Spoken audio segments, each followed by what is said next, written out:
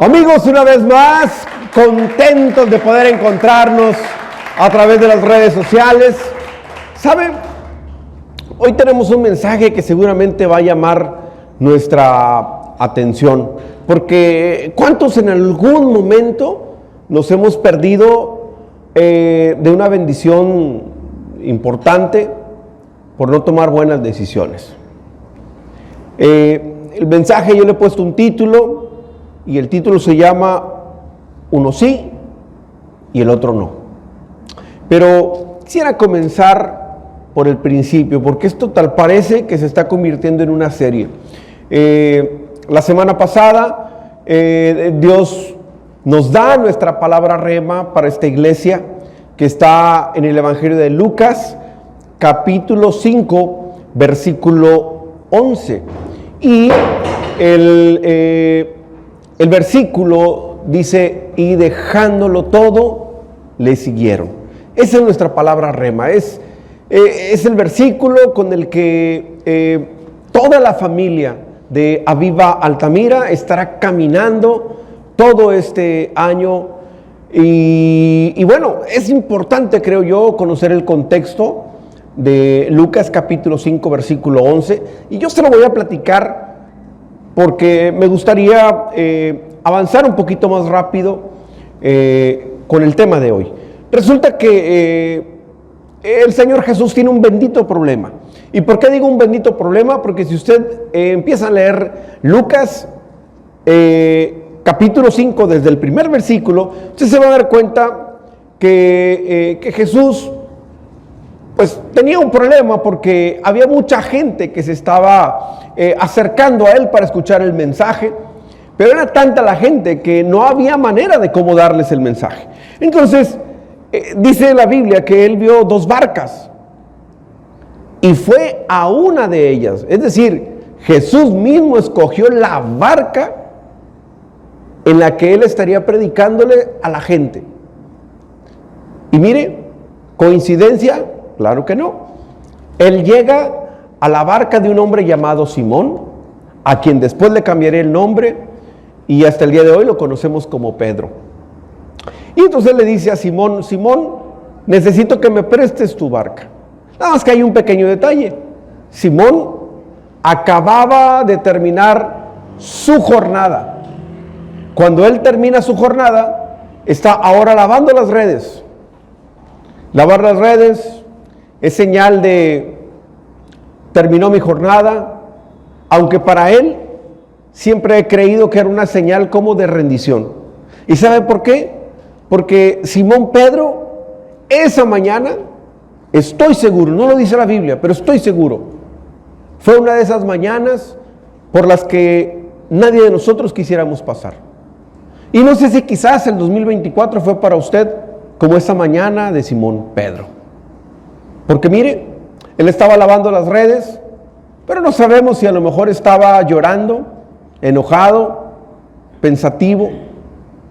Él estaba lavando las redes, pero no había pescado nada. Toda la noche estuvo trabajando, toda la noche tirando la red, y no había pescado nada. ¿Será que tuvo momentos así en este año que ya terminó? ¿Será que tuvo un año complicado? Así era el día de complicado para Simón Pedro. Y mire, en ese preciso momento, cuando él está pasando un momento de frustración, un momento incómodo, llega Jesús y le dice, préstame tu barca. Pero la misma Biblia no dice que solamente se acercó y le pidió de favor, dice que le rogaba. Algo que yo le prediqué la semana pasada es, ¿qué hubiera pasado si fuera usted el dueño de la barca? ¿Qué hubiera pasado si hubiera sido usted Simón? ¿Qué le hubiera contestado? Señor Jesús, yo sé que tú predicas la palabra, sé que sanas a los enfermos y que das unos mensajes muy bonitos. Pero sabes, estoy muy cansado. Necesito irme a dormir. ¿Sabes qué? Sí te la prestaría con mucho gusto, pero no es un buen momento, no me siento bien. Seguramente alguien más, aquí tengo un compañero, si quieres yo te doy referencias para que él te la preste. Sin embargo, después de algunos ruegos y súplicas, finalmente Simón Pedro decide prestarle la barca. Simón escuchó todo el mensaje que Jesús le dio a la gente. Y después de haberlo escuchado, Jesús lo ve maravillado y le dice: Simón, tráete las redes, boga mar adentro y vuélvelas a echar. Simón se queda sorprendido y le dice: Maestro, toda la noche lo intenté, no pasó absolutamente nada. A lo mejor el año pasado usted lo intentó con sus fuerzas y no pasó nada. Su economía, su matrimonio, su negocio, todo sigue igual. Pero hay algo clave. Simón le dice: pero ahora en tu nombre echaré la red. Después de haber echado la red, fue tanto lo que pescó que tuvo que hablarle a una barca que estaba ahí a un lado. Ambas barcas se hundían de tanto que habían pescado. Simón Pedro se queda sorprendido. Eso no era algo común. Y se arrodilla delante de Jesús y le dice: ahora sé que tú eres el Hijo de Dios. Siguiente versículo, Lucas 5:11. Y dejándolo todo, le siguieron. Y ese es nuestro versículo rema. Y algo que también les predicaba la semana pasada es: ¿se da cuenta usted en qué momento Simón Pedro decide seguir a Jesús? No lo siguió cuando estaba frustrado, sin haber pescado. Lo hizo en el momento en el que tenía la gran pesca, dejándolo todo. Ahora, quiero que me acompañe ahí mismo en el libro de Lucas, también en el capítulo 5, pero en el versículo 27. Porque ¿qué pasa después de que estos hombres siguen a Jesús? Encontramos otra historia muy interesante. Y aquí es donde empieza el mensaje del día de hoy. Lucas capítulo 5.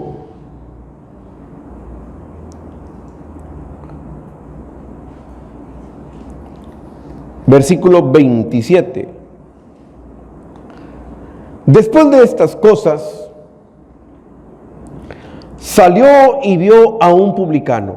¿Quién salió? Jesús. Y vio a un publicano llamado Leví. Seguramente usted sabe quién es Leví, si no, ahorita se lo digo. ¿Dónde estaba Leví? Sentado al banco de los tributos públicos, y le dijo: sígueme. A Leví también le cambió el nombre. Y hasta el día de hoy usted y yo lo conocemos como Mateo. ¿Y quién era Mateo? Mateo era un hombre que trabajaba para el gobierno. Yo no sé ahorita cuál sea el banco más famoso de México, pero, o no sé cuál sea uno de los cargos importantes que pueda haber en el gobierno, pero mire, ¿qué implicaba el que este hombre Leví, Mateo, fuera un recaudador de impuestos? Pues una es que tenía una vida cómoda. ¿Sabía usted que uno de tantos beneficios que había para él en ese momento era que no pagaba impuestos? Él era de la alta sociedad, llegaba a su casa y bueno, pues tenía todas las comodidades. Cuando Jesús se acerca y le dice, ven y sígueme, Leví no era una persona que estaba sin hacer nada, no era una persona que estuviera enferma, era una persona productiva, era una persona que seguramente tenía su futuro asegurado. Pero quiero que por favor usted memorice lo que Jesús le dice. Le dice, sígueme. Note usted lo que Jesús le dice, sígueme. Versículo 28. Y mire usted la relación de este versículo con nuestro versículo rema. Y dejándolo todo. ¿Dejándolo qué? Todo. Es decir, a él no le importó dejar sus comodidades, porque seguir a Jesús implicaba ya no dormir quizás en un lugar donde tienes todas las comodidades, clima, Netflix y demás. Ahora estás en un lugar donde te pican los moscos. Ya no convives con el mismo nivel de personas con el que convivías cuando trabajabas en el gobierno. Ahora estás compartiendo tu comida con pescadores, escuchando conversaciones que no escuchabas antes. Ya no percibía el recurso que percibía cuando trabajaba en el gobierno. Dejándolo todo, le siguió. ¡Wow! Esto me impresiona. Y sabe, este hombre que trabajaba como recaudador de impuestos, que fue capaz de dejar todo por seguir a Jesús, es el que escribió uno de los 4 evangelios que hoy tenemos en nuestras Sagradas Escrituras. Pero también quiero que veamos ahí mismo en el Evangelio de Lucas, solo que en el capítulo 18, veamos Lucas capítulo 18, versículo 18. Ahí tenemos otra historia.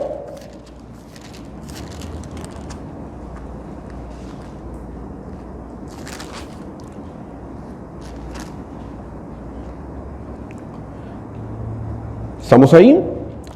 Dice la Biblia, un hombre principal le preguntó diciendo, Maestro bueno, ¿qué haré para heredar la vida eterna?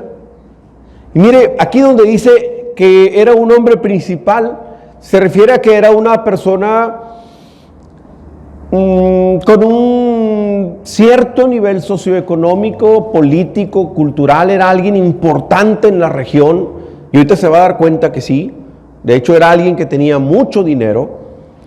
Él se acerca y le pregunta a Jesús, pero mire la manera en la que se acerca, le dice, Maestro bueno, y Jesús se le queda viendo detenidamente, porque este hombre, en lugar de acercarse para pedirle un milagro, para pedirle un favor, él no se acerca para nada de eso. Al contrario, se acerca para algo bueno. Le dice, ¿qué haré para heredar la vida eterna?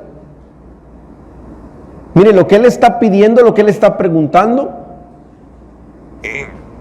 es algo muy interesante. Y ahorita se va a dar cuenta por qué él estaba interesado en qué hacer para ganar la vida eterna y por qué le pregunta a Jesús. Bueno, primero le pregunta a Jesús y le dice, Maestro bueno, y le hace esa pregunta porque desde un principio este hombre sabía que con quien se había acercado era el Hijo de Dios. Este joven, este hombre tuvo la revelación de que ese hombre, el maestro, el que iba caminando, era el Hijo de Dios. Versículo 19. Jesús le contesta y le dice, ¿por qué me llamas bueno? Ninguno es bueno sino solo Dios. Ahora, esta manera en la que Jesús le está contestando es porque está afirmando, ¿verdad? Es como diciendo, realmente has tenido la revelación. ¿Por qué me llamaste bueno? Si solo bueno es el Hijo, si solo bueno es Dios.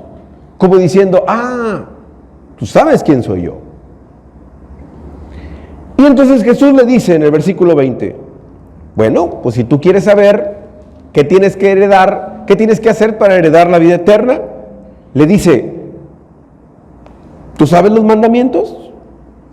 No adulterarás, no matarás, no hurtarás, no darás falso testimonio, honra a tu padre y a tu madre. Y mire lo que él le responde, todo esto lo he guardado desde mi juventud. Ahora, ¿cómo sabemos que este joven no le está mintiendo? Muy sencillo, la Biblia lo dijera. Porque seguramente dijera aquí, y Jesús, sabiendo lo que cavilaba en su mente, sabiendo que este hombre se había acercado para tentarle, sabiendo la maldad que... No dice nada de eso. Jesús, al ver que este hombre realmente era alguien que se esforzaba en cumplir la ley, le dice, todo esto, bueno, le contesta este hombre, este joven, dice, todo esto lo he guardado desde mi juventud. Jesús, oyendo esto, le dijo, versículo 22, aún te falta una cosa. Es decir, Jesús no le dijo, no, es mentira, no lo has hecho. Le dijo, está bien, pero te falta una sola. Vende todo lo que tienes y dale a los pobres y tendrás tesoros en el cielo. Y lo que sigue, wow, le dice, y ven y sígueme. Y quiero que note algo importante aquí. Las mismas palabras que le está diciendo a este hombre rico es exactamente lo mismo que unos versículos atrás le dijo a Leví, a Mateo. Ven y sígueme. Ahora, antes de continuar, iglesia, yo quiero hacerte una pregunta y no necesariamente me la tienes que contestar. Quiero que medites en esto que te voy a preguntar. ¿Qué es aquello que te causa pasión en tu vida? ¿Qué es aquello que realmente amas? ¿Qué es aquello por lo que tanto te has esforzado? El otro día le hice una pregunta a uno de los... Bueno, de hecho, en una reunión de jóvenes les hice esa pregunta a los jóvenes y le pregunto a uno de ellos, casualmente me contesta uno que está en la alabanza, y le digo, ¿cuál es tu pasión? Y me dice, tocar. Él toca el teclado, ¿verdad? Dice, para mí, mi pasión, yo estaría todo el día tocando el teclado. Yo te pregunto a ti, ¿cuál sería la tuya? Bueno, es que para mí, pues es mi trabajo, el deporte. Llevo muchos años haciéndolo, construyendo mi cuerpo, construyendo mi casa. ¿Cuál es ese sueño que tanto has estado anhelando en años y quizás lo estás viviendo ahorita? ¿Ya lo pensaste?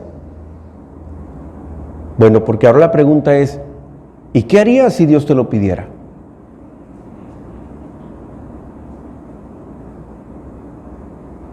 ¿Qué harías si Dios te dijera, ese sueño, ese anhelo que tú tienes, eso que tanto amas, quiero que me lo des? ¿Qué le contestarías?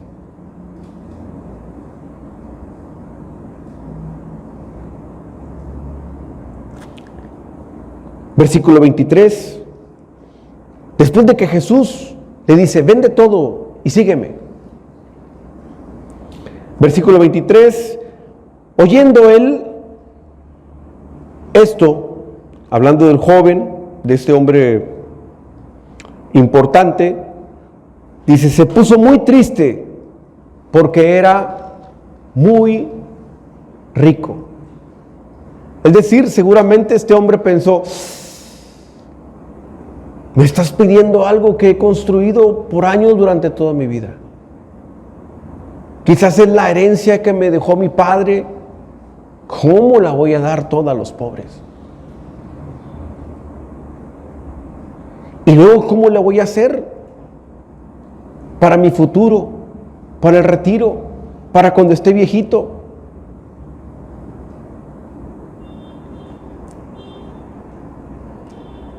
Versículo 24, al ver Jesús que se había entristecido, dijo, cuán difícilmente entrarán en el reino de Dios los que tienen riquezas. Y mire, no malinterprete, el problema no es que este hombre tuviera dinero, el problema es que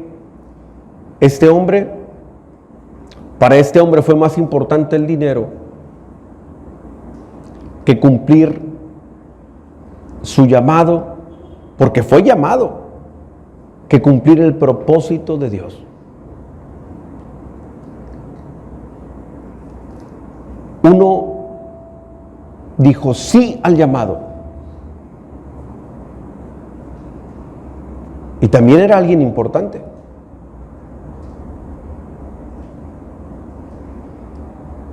Tenía un buen estatus, un futuro asegurado.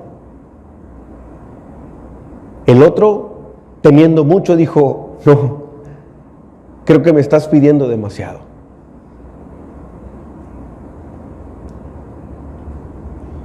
Iglesia, yo no quiero que se confunda y piense que este mensaje usted lo está escuchando para que mañana renuncie a su trabajo, para que venda todas sus pertenencias y los done a la iglesia o a la caridad. No, este mensaje no tiene ese propósito. El propósito de Dios con este mensaje es que usted no ponga en el lugar de Dios algo que no le pertenece. Quizás Dios tiene tiempo llamándote. Quizás desde hace años, meses, no sé, Dios te ha estado diciendo, sígueme, quiero que hagas mi voluntad, hay algo que quiero hacer contigo. Y quizás tu respuesta es, Señor, es que pues estoy recién casado, es que mis hijos están creciendo, es que mi trabajo, no, Señor, yo quisiera eso, pero es que mi sueño siempre fue esto y ya lo estoy viviendo. Ahora,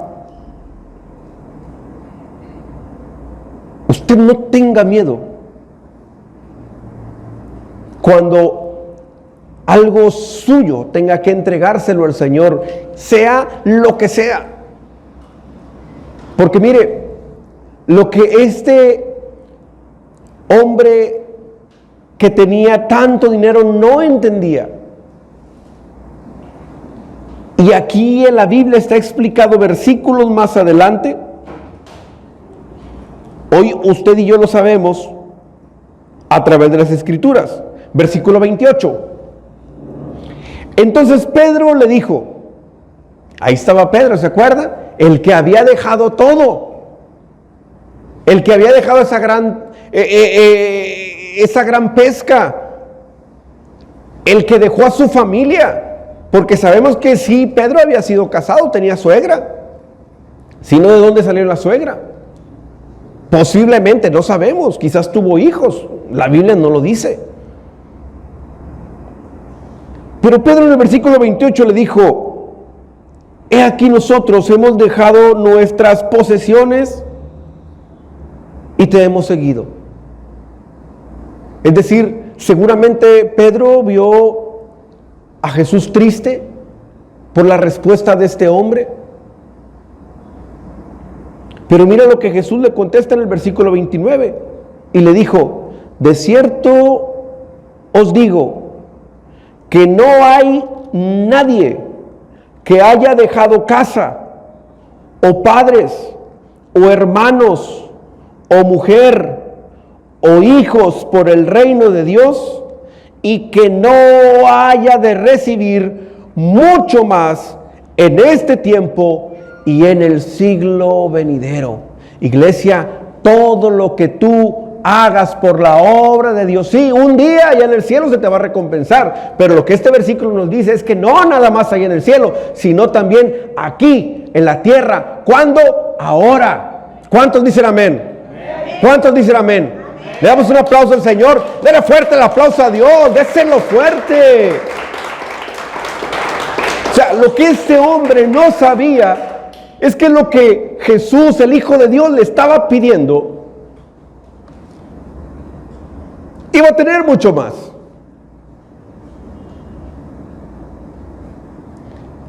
¿Sabe? Ni siquiera sabemos el nombre de este hombre que despreció el llamado de Jesús. En algunos versículos le llaman como el joven rico, y todos así lo predicamos, como el joven rico. Ni siquiera sabemos si era un joven o no, o qué edad tendría. Lo cierto es que, por lo menos en estos dos pasajes que le acabo de leer, hubo uno que fue capaz de dejar todo, y no era alguien que estaba sin hacer nada, y hubo otro que no fue capaz. Iglesia, un día escuché a alguien dándome un consejo hace muchísimos años, muchos años. Es más, yo creo que todavía ni cristiano era, pero me dio un consejo que lo he seguido hasta el día de hoy, y la verdad es que me ha resultado bastante bien. Fue hace muchos años, no recuerdo, yo llegué, era un empresario al cual yo llegué para darles una capacitación a su personal. Y cuando yo llegué muy feliz porque acababa de llevar a uno de mis hijos, no recuerdo a quién, y era su primer día de escuela. No recuerdo si era el primer día de kinder o primer día de primaria, pero sí era un primer día. Y entonces le digo, pues feliz porque hoy fue el primer día del kinder, vamos a decir, el kinder de uno de mis hijos. Y por alguna razón en ese tema salió la manera en que, bueno, nos levantamos o demás. Total que, bueno, se entendió que mi hijo o mi hija, cualquiera de ellos, dormía con nosotros. Y él dijo, oye, pues qué bien, hoy tienes la oportunidad de que tu hijo pase a un siguiente nivel, tu hija. Y le digo, ¿cómo? Y me dice, sí. Dice, ¿sabes? Siempre hay momentos claves donde podemos comenzar nuevas etapas. Dice, por ejemplo, si uno de tus hijos duerme contigo, pues porque es pequeño, obviamente, ¿verdad? Pero comienza una etapa nueva en su vida, no sé, el kinder o la primaria. Dice, ahí tienes una oportunidad para decirle, hey, hijo, hija, ¿qué crees? Ya tienes cierta edad, ya cumpliste años, ya entraste al kinder o a la primaria, lo que sea. Pues a esa edad, los niños o las niñas pues ya duermen solo. Dice, y ahí puedes aprovechar para hacer algún cambio. Entonces dije, caray, eso tiene algo muy positivo lo que me está diciendo. Pero también, si se da cuenta, la mayoría lo hacemos. Muchos lo hacemos sin darnos cuenta, porque cuando comienza un nuevo año, generalmente utilizamos que un nuevo año comienza para tener un nuevo propósito. La pregunta es, ¿será que podamos aprovechar que está iniciando un nuevo año para estar en otra etapa de nuestra vida. ¿No será que este es un buen momento para decir, Señor, ¿será que tanto tiempo me has estado hablando y quizás había estado como este joven rico? Iglesia, yo no sé cuántos días, meses o años lleva usted como Pedro lavando sus redes. Frustrado porque no pasa nada en su vida. ¿No será que el Señor en más de una ocasión se ha acercado a usted y le ha dicho, sígueme? Y usted se ha negado a hacerlo. ¿No cree que es un buen momento para tener un propósito para que nuestra vida sea diferente a partir de este año? ¿No será que si ahora lo intentamos en el nombre de Jesús, el resultado pueda ser diferente?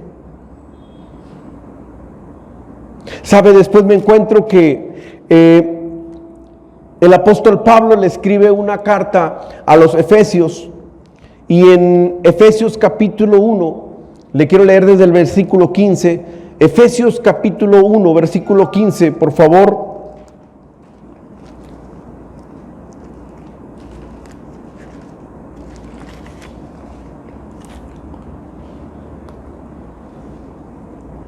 Pablo, esta es una de las iglesias que están creciendo, que están madurando en el conocimiento de Cristo. Y Pablo en una carta, mire lo que les escribe, les dice, por esta causa, también yo, habiendo oído de vuestra fe en el Señor Jesús y de vuestro amor para con todos los santos, no ceso de dar gracias por vosotros, haciendo memoria de ustedes en mis oraciones. Él dice, yo estoy orando por ustedes siempre, porque yo sé que del interés que ustedes tienen por sus hermanos, por la iglesia. Y luego le dice en el versículo 17, para que el Dios de nuestro Señor Jesucristo, el Padre de gloria, os dé espíritu de sabiduría y de revelación en el conocimiento de Él. Él dice, yo estoy orando por ustedes para que Dios les dé revelación, para que ustedes le conozcan más a Él. Iglesia, esta es mi oración para ustedes en este año. Que ustedes conozcan y que todos los misterios del Señor les sea revelado. Que la palabra sea revelada a ustedes, que ustedes puedan conocerlo más. Pero miren lo que sigue diciendo en el versículo 18, y este es el clave. Alumbrando los ojos de vuestro entendimiento, para que sepáis cuál es la esperanza a que Él os ha llamado.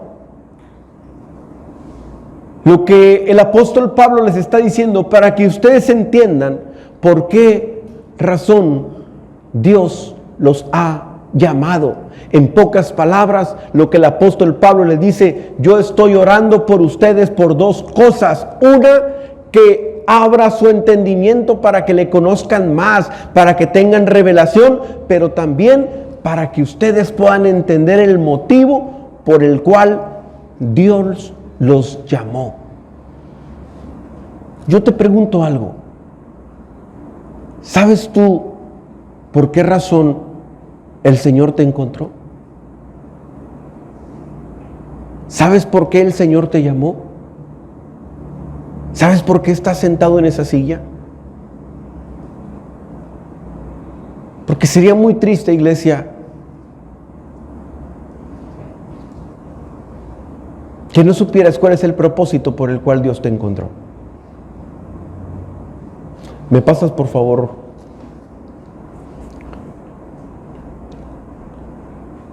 Mire, yo quiero ponerle un ejemplo.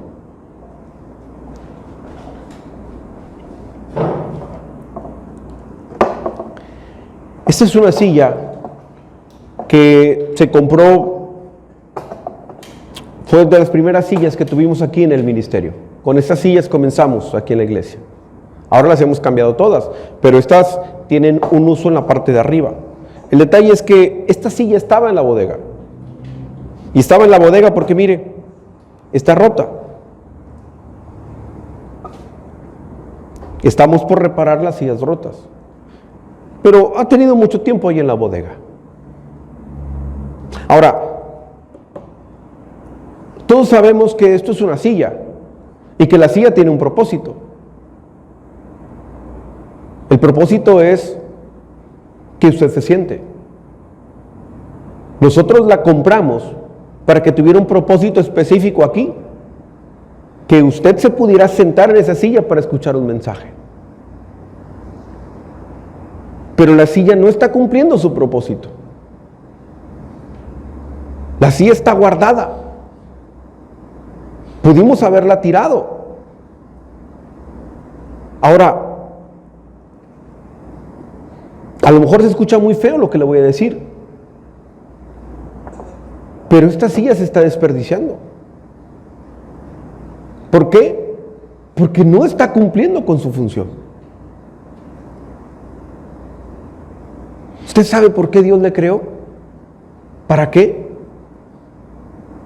¿Por qué Dios lo trajo aquí? Usted tiene un propósito, iglesia. Por un propósito Dios le creó. Por un propósito Dios lo salvó. Por un propósito Dios lo llamó. Pero si usted no está cumpliendo el propósito, si yo no estoy cumpliendo mi propósito, posiblemente estemos como esta silla.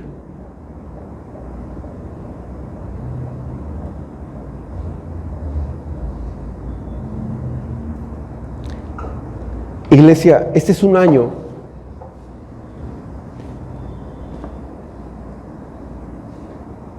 donde Dios te está llamando a ti y me está llamando a mí. Y Él te dice, sígueme. A todos nos llama con un propósito. No se espante. A lo mejor usted dice, es que yo no sé predicar, yo no soy muy bueno hablando.